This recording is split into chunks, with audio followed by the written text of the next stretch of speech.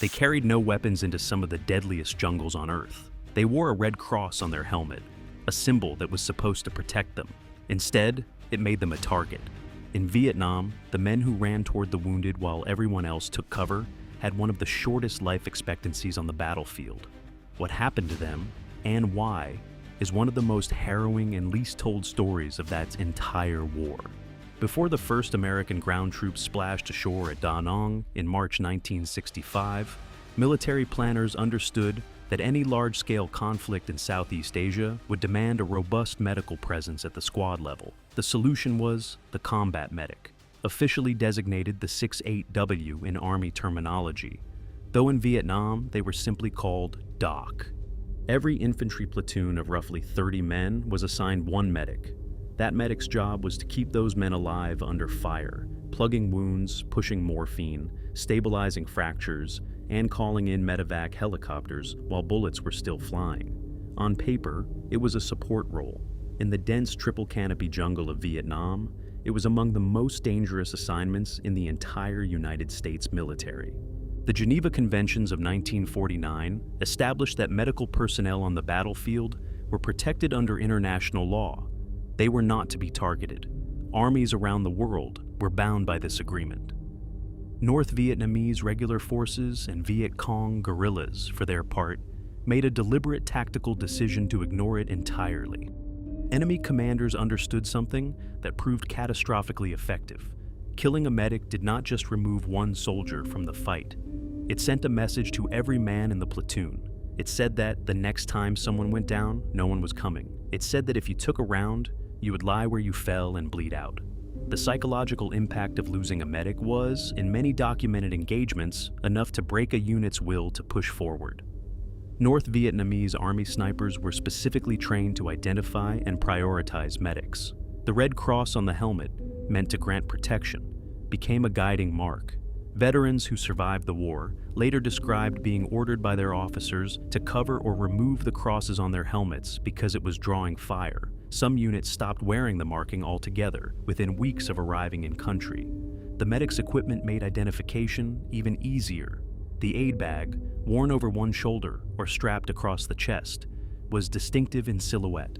A man running low and fast toward a fallen soldier in the middle of a firefight was almost certainly a medic. Snipers knew it, and they waited for exactly that moment. By the midpoint of the war, casualty data from the medical department of the Army confirmed what soldiers in the field already knew. Combat medics were dying at a rate significantly higher than the average infantry soldier. In some of the heaviest engagements of the war, the Ia Drang Valley in 1965, the Battle of Dak To in 1967, the Tet Offensive in 1968, medics were among the first to fall and the last to be replaced.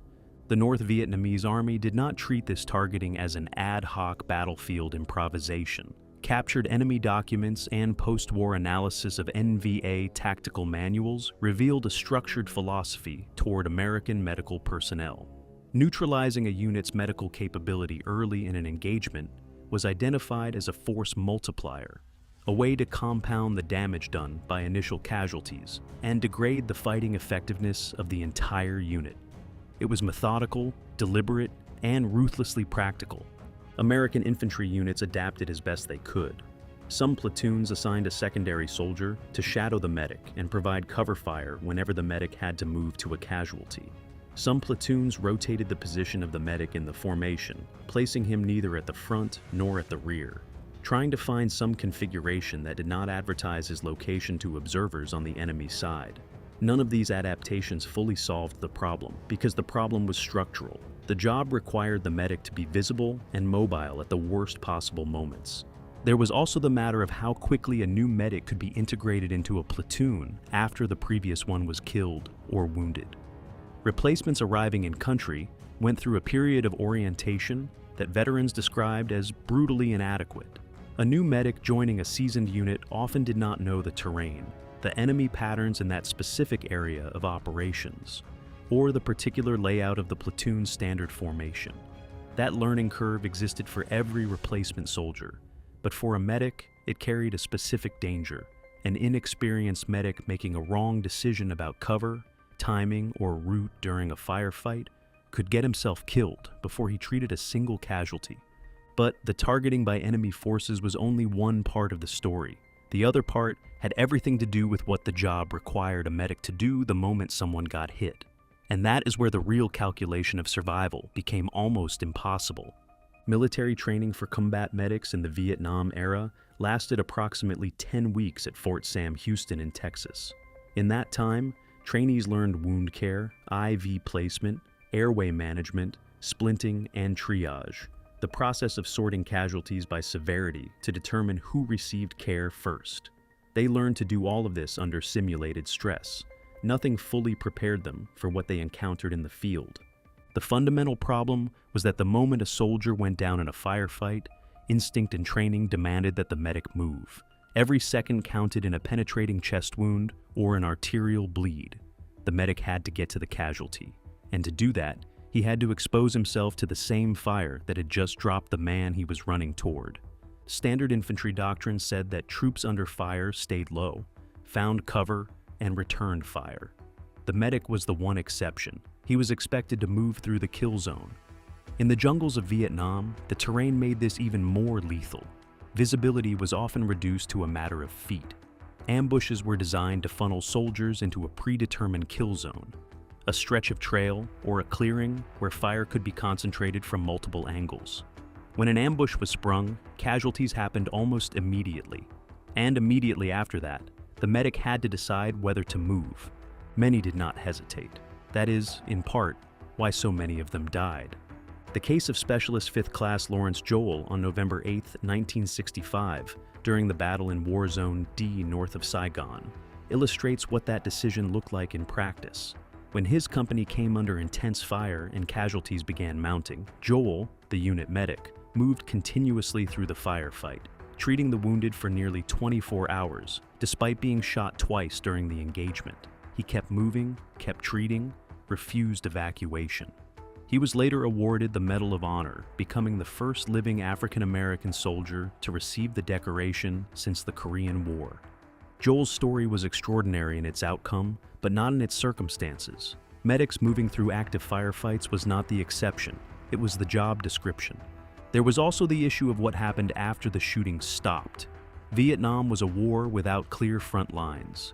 A medic could be in a relatively quiet firebase one afternoon and ambushed on a resupply patrol the next morning. The threat was constant and directionally unpredictable. Jungle rot, fungal infections, and the relentless humidity compounded physical deterioration. Sleep deprivation was standard, and through all of it, the medic was expected to be alert, capable, and present for every man in the platoon at any hour. The emotional weight was its own form of attrition. Medics were the ones holding men as they died. They were the ones who had to tell a soldier that the wound was worse than it looked, or that there was nothing more to be done. They carried those moments for decades after the war ended. Beyond the physical danger, there was the question of pharmacological reality.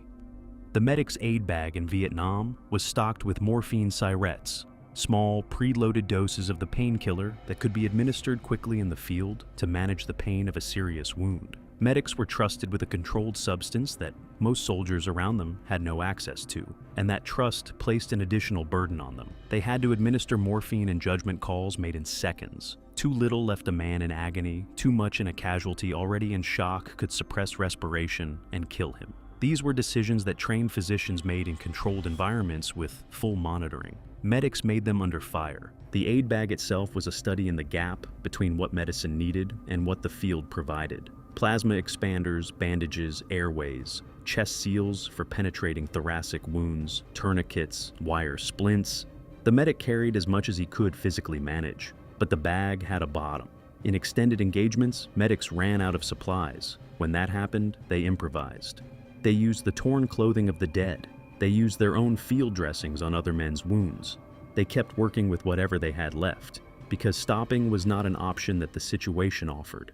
The relationship between a medic and his platoon was unlike any other bond in the military structure. The men around him trusted him with their lives in the most literal possible sense. He knew their blood types, their medical histories, their allergies. He had treated their minor injuries, the jungle sores, the infected insect bites, the sprains and strains of carrying heavy loads through punishing terrain. When a firefight erupted and a man went down, the relationship that existed between that man and his medic was the product of months of shared experience in one of the most extreme environments a human being can occupy. The medic was not running toward a stranger. He was running toward someone he knew. And that bond, as powerful as it was, meant that when the medevac helicopter appeared on the horizon, both the medic and every man in the platoon watching it descend understood that the next few minutes would determine whether all of that effort had been enough. If the combat medic was the first line of survival for a wounded soldier, the medevac helicopter was the second. And like the medic himself, it too was supposed to be protected under the laws of war. And like the medic's Red Cross, that protection was routinely disregarded. The medevac units in Vietnam flew UH-1 Iroquois helicopters, the iconic Huey, marked with large red crosses on the fuselage. Crews were unarmed under Geneva Convention protocols. They flew into active landing zones, often under fire, to extract the wounded. The pilots and crew chiefs who flew these missions were, statistically, among the most exposed personnel in the entire theater of operations. Enemy forces shot at medevac helicopters with small arms, heavy machine guns, and rocket-propelled grenades. Pilots learned to approach hot landing zones in steep, fast descents to minimize exposure time. Crew chiefs leaned out of the doors to direct the approach and spot incoming fire. Door gunners, technically a violation of the Geneva Convention's rules governing armed medical aircraft, but a necessity forced by the reality of the war, were added to many medevac crews as the conflict deepened. The 57th Medical Detachment, one of the first dedicated medevac units deployed to Vietnam, flew its first combat extraction missions in 1962 during the advisory period before large-scale American involvement. By the time troop levels peaked in 1969, there were dozens of medevac units operating across the country, flying tens of thousands of missions per year. The medic on the ground and the medevac crew in the air formed the fragile chain between a wounded man and a surgical table. When either link broke, when the medic was killed before he could treat the casualty, or when the helicopter was driven off by fire or shot down, men died who might otherwise have survived. The average time from wounding to surgical care in Vietnam, when the system functioned, was under 60 minutes. Military surgeons called it the golden hour, the window during which aggressive intervention could prevent a survivable wound from becoming fatal. The combat medic's job was to keep the patient alive long enough to reach that surgical table. The medevac crew's job was to get him there. When both succeeded, men lived who would not have lived in any previous war. The survival rate for wounded soldiers who received medical care in Vietnam was higher than in World War II or Korea. The combat medic and the medevac system deserve significant credit for that statistic. But the cost of building and maintaining that system was paid in the lives and lasting damage of the men who ran it. And in the battles that came, particularly those fought in the mountains and jungles of the Central Highlands, that cost would be collected with a ferocity that even veterans who had seen hard combat had not anticipated. Certain battles in Vietnam placed the combat medic's role in the sharpest possible relief. The Battle of Dak To in November 1967 was one of them.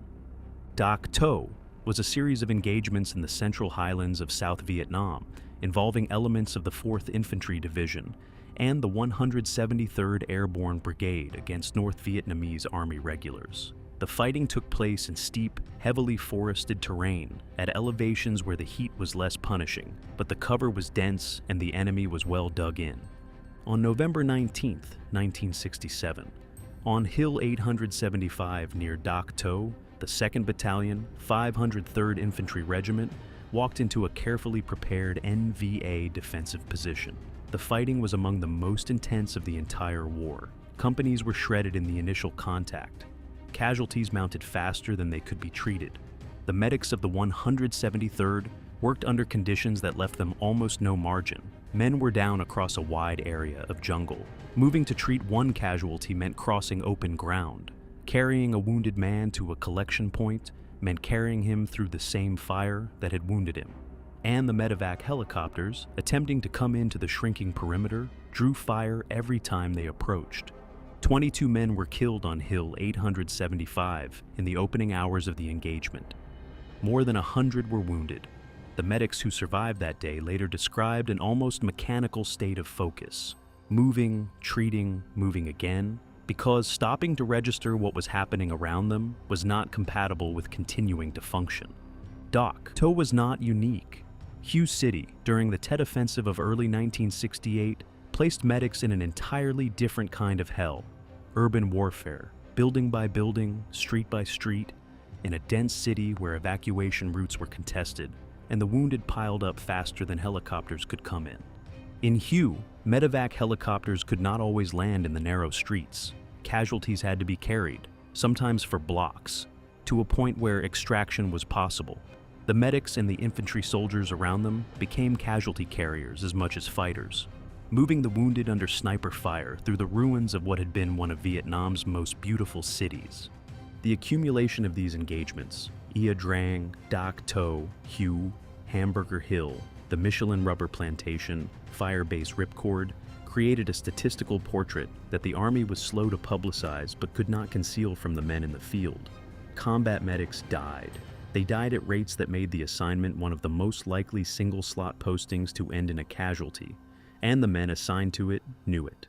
Replacements who arrived in Vietnam and learned their assignment was 68 Whiskey, the medic designation, understood what that meant before they ever stepped off the plane at Tan Son Nhut. And yet, knowing all of that, they still went. What drove them, and what it ultimately cost them, is a question that gets closer to the true nature of the combat medic's experience than any casualty statistic ever could. Despite all of this, the targeting, the exposure, the statistics, the combat medics of Vietnam performed their duties at a level that produced an extraordinary number of awards for valor. Medics received a disproportionately high percentage of the Medals of Honor awarded during the Vietnam War. Of the 246 Medals of Honor awarded for action in Vietnam, a significant number went to combat medics and Navy corpsmen. The pattern in nearly every citation was the same. A medic moved through fire to reach casualties, treated multiple wounded men under direct enemy contact, and in many cases placed his own body between enemy fire and the men he was treating. Private First Class Gary Wetzel, a door gunner whose action on January 8, 1968, exemplified this willingness to push past physical limits. After his helicopter was shot down, and he suffered severe wounds including the loss of his left arm, Wetzel continued fighting and assisted fellow crew members before finally accepting treatment himself. The same fearless disregard for personal safety appeared in the records of medic after medic throughout the war. Specialist 5th Class Dwight Johnson, a tank crewman who fought at the Battle of Dak To in January 1968, displayed a similar ferocity. But his story, and what happened to him after the war, pointed towards something the military was not yet equipped to address. Johnson received the Medal of Honor and returned to a country that celebrated his valor in Vietnam, while providing almost nothing for what that experience had done to him. He struggled severely after coming home, caught in cycles of distress that the Veterans Administration of that era had neither the framework nor the resources to treat. His story became one of the more widely documented cases of what prolonged exposure to extreme combat stress could do to a human being, and how completely the system failed the men who carried it home. For the medics, this weight was compounded by the specific nature of their work. Soldiers in combat killed. Medics in combat tried to prevent death, and when they failed, when they watched a man die under their hands despite everything they did, that failure lived in them differently than it did for other veterans. Psychiatric researchers who studied Vietnam, veterans in the 1970s and 1980s, found elevated rates of lasting psychological distress among combat medical personnel. Specifically, not just among combat veterans as a group. The medic who made it home often came back changed in ways that were hard to articulate and harder to treat. Some spoke of the impossible arithmetic of triage, of choosing who to treat first and watching the others die. Some spoke of specific faces, specific moments, specific wounds that stayed with them every day for the rest of their lives. What none of them could have fully prepared for was how little the country they returned to was ready to help them carry any of it. The Paris Peace Accords were signed in January 1973. American combat troops withdrew. The last U.S. military personnel left Vietnam in April 1975 as Saigon fell. The war was over. For the combat medics who had survived it, a different kind of struggle was just beginning. The Veterans Administration was unprepared for the scale and complexity of what returned with Vietnam veterans. The physical injuries were manageable within existing frameworks: amputations, burns, shrapnel damage, the effects of Agent Orange, the herbicide widely sprayed across Vietnamese jungle that turned out to carry severe health consequences for the soldiers exposed to it. Those were documented, treatable, recognizable. What was less recognized was the lasting psychological impact of sustained combat exposure. The term post-traumatic stress disorder did not appear in the American Psychiatric Association's Diagnostic and Statistical Manual until 1980, 5 years after the war ended. Before that, the condition was called combat neurosis or shell shock, terms that carried stigma and suggested weakness rather than injury. Vietnam veterans, including combat medics, were coming home with severe and lasting symptoms: recurring nightmares, extreme alertness in ordinary settings, emotional withdrawal, difficulty maintaining employment and relationships, and in the worst cases, a complete inability to function in civilian life. They were asking for help from a system that did not yet have the language to describe what was wrong with them, let alone the tools to treat it. The social climate did not help. Vietnam veterans returned to a country deeply divided over the war itself, and many found that the reception waiting for them bore no resemblance to the homecomings that World War II veterans had received a generation earlier. Some were met with indifference. Some encountered outright hostility from segments of the population that conflated opposition to the war with contempt for the men who had fought it. Veterans who had spent a year in the jungle watching their friends die found themselves unable to talk about what they had experienced to people who did not want to hear it, and in many cases surrounded by peers who had no frame of reference for what that experience had involved. The medics faced this alongside every other Vietnam veteran, with the added difficulty of a clinical background that gave them no protection from the distress they were experiencing. Many had entered the medical field because they wanted to help people. Vietnam had shown them the limits of that desire in the most brutal terms possible. Coming home and returning to work in hospitals or emergency services meant re-entering environments that could trigger memories of what they had seen and done in the field. Some adapted, some could not. The Agent Orange issue added another layer of delayed devastation. Medics who had served in areas of heavy herbicide use, the Mekong Delta, the Central Highlands, the coastal regions, began developing cancers and other conditions years after returning home. The government's initial response was to dispute the connection, leaving thousands of veterans fighting for recognition of injuries that were already killing them. For some medics, the war that had ended in Vietnam continued internally for decades. Treatment programs developed in the 1980s and 1990s offered some relief, but by then, many veterans had spent 15 or 20 years without adequate support. The gap between what these men had done and what their country had provided in return was a source of lasting bitterness for many of them, and a subject that veterans organizations continued to press on the federal government well into the 21st century. By the end of American involvement in Vietnam, more than 58,000 U.S. military personnel had been killed. Among them were hundreds of combat medics, men who had died running toward the wounded when the logical and survivable thing to do was stay down. The data on medic casualties in Vietnam is embedded within broader casualty categories and is difficult to extract with complete precision. But the Army Medical Department's historical records and the research of military medical historians have consistently documented the elevated risk that the medic's role carried. What those numbers do not capture is the cost borne by the men who came back. The medics who survived Vietnam and went on to careers in medicine, nursing, emergency services, and public health carried a level of practical competence forged in conditions no civilian emergency could replicate. Many of them became exceptional practitioners precisely because they had done under fire what most medical professionals never encounter in a career. But they also carried the memory of what they could not save, the men they reached too late, the men they stabilized only to watch die on the way to the surgical table, the men whose names they still knew, decades later, by the specific nature of the wounds they had tried to treat. The combat medic in Vietnam occupied a place that had no clean civilian equivalent. He was not quite a soldier in the conventional sense. He carried no rifle, took no position in the line. He was not quite a medical professional in the civilian sense. He worked without proper facilities, without backup, without the luxury of time. He was something the war invented and the peace had difficulty categorizing. The soldiers who served alongside medics in Vietnam were, almost universally, emphatic on one point. The medics saved lives that would otherwise have been lost. In firefight after firefight, engagement after engagement, the willingness of one man to run toward a fallen soldier made the difference between a casualty and a fatality. That willingness was not stupidity.